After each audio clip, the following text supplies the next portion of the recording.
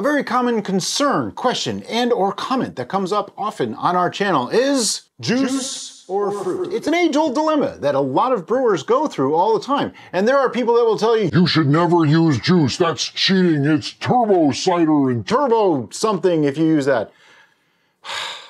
And then there's other times that using fruit is just really a hassle and it's just more trouble than it's worth. So which should you use? Well, the answer is, as always, it depends. I will argue that using juice is simply saving one step. Now let me explain what I mean by that. Say you're making a cider. Cider apples notwithstanding, if you took apples and pressed them, squeezed them, chopped them up, whatever you do, and you got juice, and you fermented that juice, you made cider. If you skipped the whole apple part and just bought the juice, and then fermented it, you made cider. There's really no difference except that you saved a lot of time, a lot of trouble, and potentially a lot of expense and mess. However, the difference is when you use a juice, you don't really know what kind of apples were used in there. And a lot of the time, they're not gonna be the absolute best apples, or they might not be the best apples for the purpose that you are going for. So in this case, using actual orchard apples that are grown and their pedigree is perfect for making ciders, that is probably going to make a superior product. However, does that make the fermented juice any less a cider? I don't think so. It's still cider. It's not a turbo cider. I hate that term, by the way. It's just not a really great term for that. It doesn't make any sense. Anyway, when it comes to other fruits, now think about like blueberry or pineapple or things like that. How different is that really going to be than if you juiced those fruits?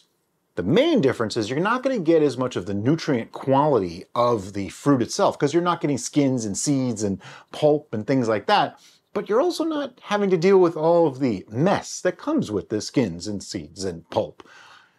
So there's advantages and disadvantages to both sides, but it really comes down to what is your end product? What is it that you want to make? And what I mean by that is how much effort do you want to put in? How hard do you want to make it? If you want to say, I grew this tree from seed, I picked the fruit from that tree, I pressed that fruit, I got the juice from it and the pulp and I made this wine, that is awesome. Okay, I'll just say that is awesome. We do that with our mulberries and a couple other things. It's awesome to be able to do that. However, there's nothing wrong with buying juice, whether you bought it direct from an orchard that pressed it or, you know, from Publix or whatever your local grocery store is, and you ferment that and you make a wine. If you enjoy the end product, I still say there's absolutely nothing wrong with doing that. Now, if you're not sure which way to go, you know what's best? Both. We've been doing this on occasion. We actually have a video coming out soon called the backwards blueberry. Okay, I'm not going to give you any more indication as to what it is, but other than we use juice. In this, we do it a little bit different. And in that one, I personally feel that it made it simpler, it streamlined the process, and if you like the juice that you're using, you'll probably like the product that you make. Conversely, if you don't like the juice, don't ferment it. You're probably not going to like it anymore once it's fermented if you didn't like it in the first place. I've had a few apple juices that, no, I just won't use them. I'd rather just give them to someone else. It just didn't work for me. Certain juices I wouldn't necessarily recommend. Like one time we decided we wanted to make a plum wine and I used prune juice. I don't know why I used prune juice instead of plum juice, but I'll save you the trouble. It was vile. It was absolutely disgusting. Now that's prune, but prunes are dried plums. So that was where my thinking was. This is a long time before the channel. Suffice to say, we've learned quite a bit since then. Other juices like orange juice kind of get a weird, funky taste when you ferment them. For those, if you want an orange flavor, we actually found that using just the rind of the orange was actually better than using the juice. It didn't give a funky flavor, it kept that freshness, and we all know most of the flavor is in the rind. Just no pith. The pith police will be at your house in 2 seconds, and it's gonna taste nasty for a long, long time. Reasons to use whole fruit. If it's a fruit that you can't get a juice from, well, that's rather obvious.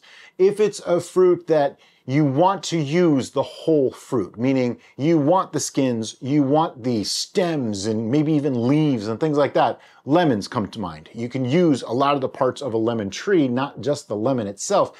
And using the whole fruit, you get the skin, the seeds, the peel, the sticks, the twigs, the leaves, everything. That has some appeal. It's a very specialized thing, but it does have its appeal and it can work. So as you see, there's advantages and disadvantages either way. So at the end of the day, I say, it's your brew. Make it how you want. You want to use juice? Use juice. You want to use fruit? Use fruit. And if somebody tells you you're wrong, don't give them any. As always, thank you so much for watching and have a great day.